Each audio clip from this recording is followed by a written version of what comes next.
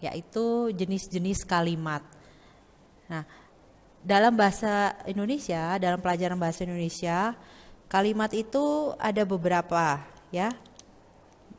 Yang pertama ada yang disebut dengan kalimat tunggal, kalimat majemuk setara, kalimat majemuk bertingkat, kalimat iklan, dan kalimat utama dan kalimat penjelas.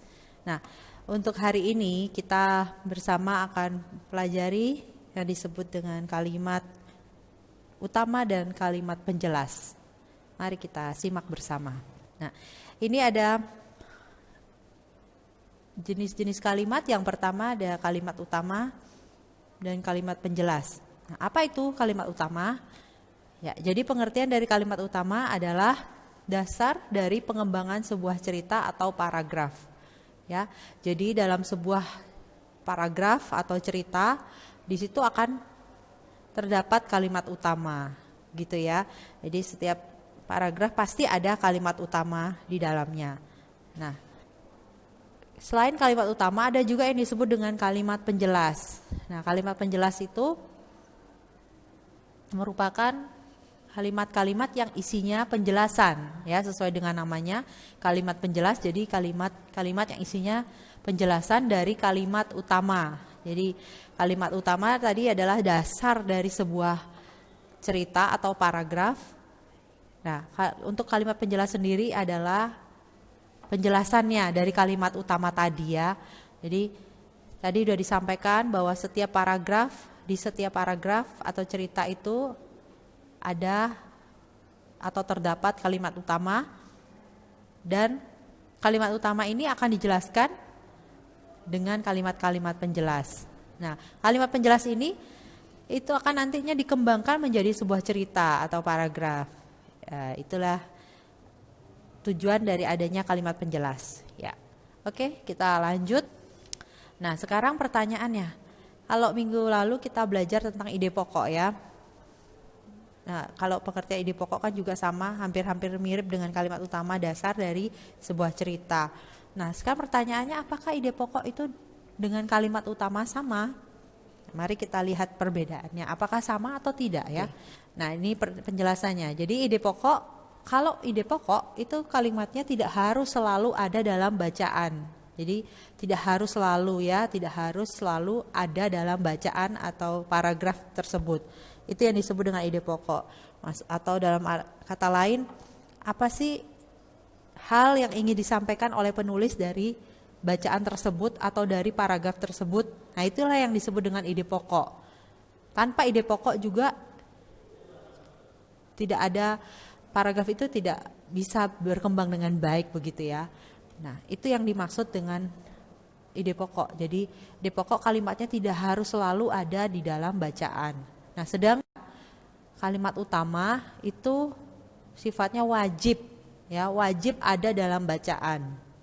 Jadi kalau tadi ide pokok tidak harus selalu ada dalam bacaan atau paragraf atau cerita, sedangkan kalimat utama itu wajib ada dalam bacaan.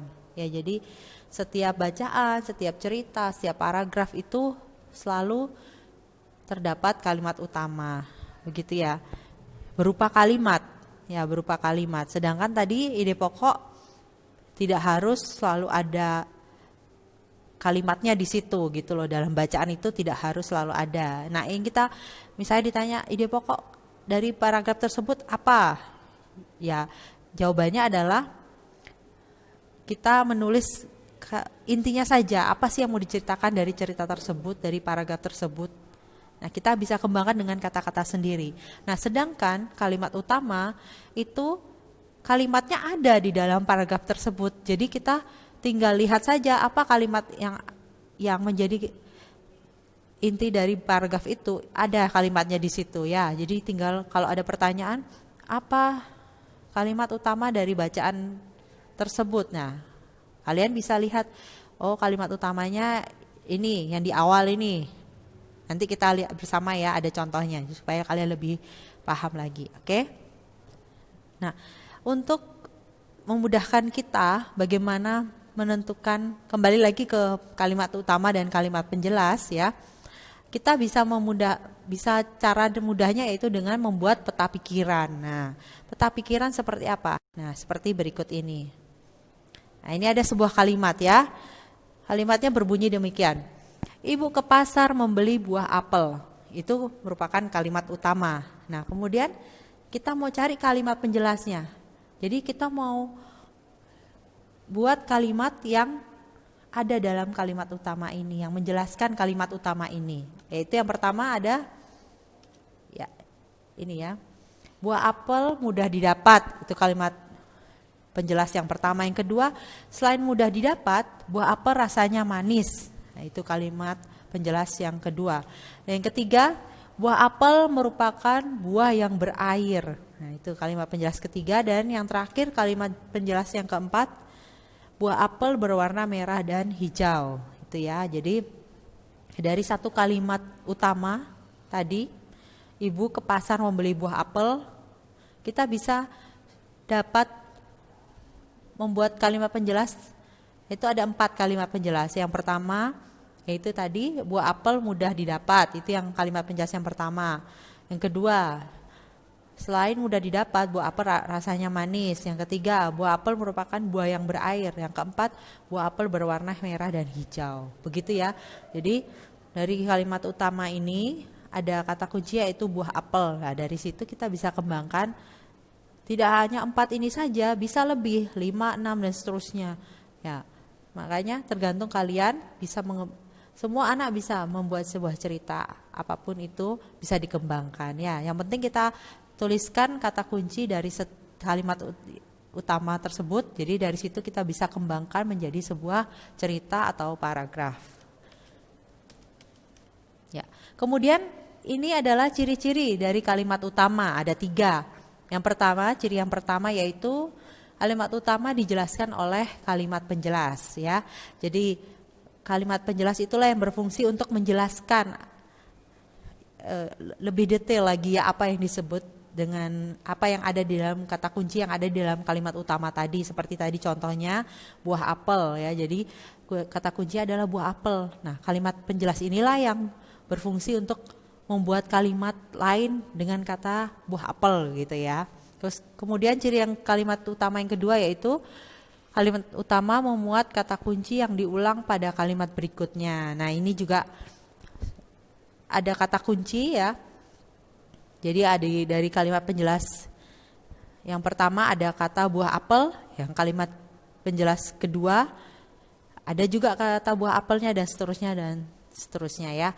Kemudian yang ketiga yaitu ciri yang ketiga yaitu kalimat utama berkaitan dengan kalimat penjelas ya. Jadi antara kalimat utama dengan kalimat penjelas itu saling berkaitan satu sama lain. Jadi tidak akan pernah bisa lepas karena satu dengan yang lainnya saling berkaitan dan saling ada hubungannya. Jadi kalimatnya misalnya kayak tadi kalimat utamanya menceritakan tentang ibu ke pasar membeli buah apel. Nggak mungkin kan kalimat penjelasnya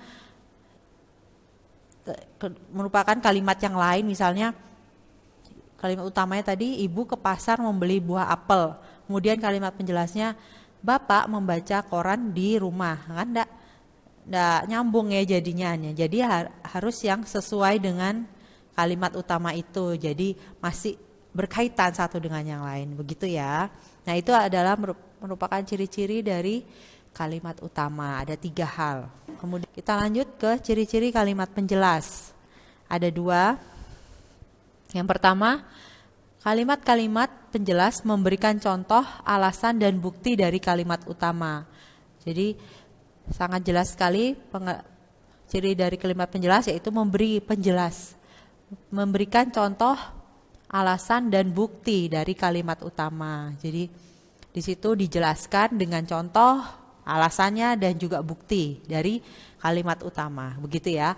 Kemudian yang kedua, kalimat penjelas membutuhkan kata penghubung. Nah, jadi di sini kalimat penjelas itu membutuhkan kata penghubung. Apa sih kata penghubung itu? Kata penghubung ada dan, yang, dari, ke, dan sebagainya ya, banyak. Jadi dalam menentukan kalimat penjelas, kalian bisa menggunakan kata-kata penghubung yang sudah Miss sebutkan tadi ya. Ada dan, yang, dari, lalu, kemudian. Nah, itu bisa dipakai untuk menambah jelasnya kalimat penjelas. Oke. Itu yang merupakan ciri dari kalimat penjelas. Nah, sekarang kita, kalau kalian sudah paham apa itu kalimat utama, kalimat penjelas, kemudian sudah tahu apa ciri dari kalimat utama dan kalimat penjelas, kemudian juga sudah tahu perbedaan antara ide pokok dan kalimat utama. Nah, sekarang kita masuk ke dalam latihan. Nah, di latihan ini sudah ada sebuah paragraf atau cerita dengan petunjuk kalian disuruh untuk menentukan kalimat utama dari paragraf berikut ya.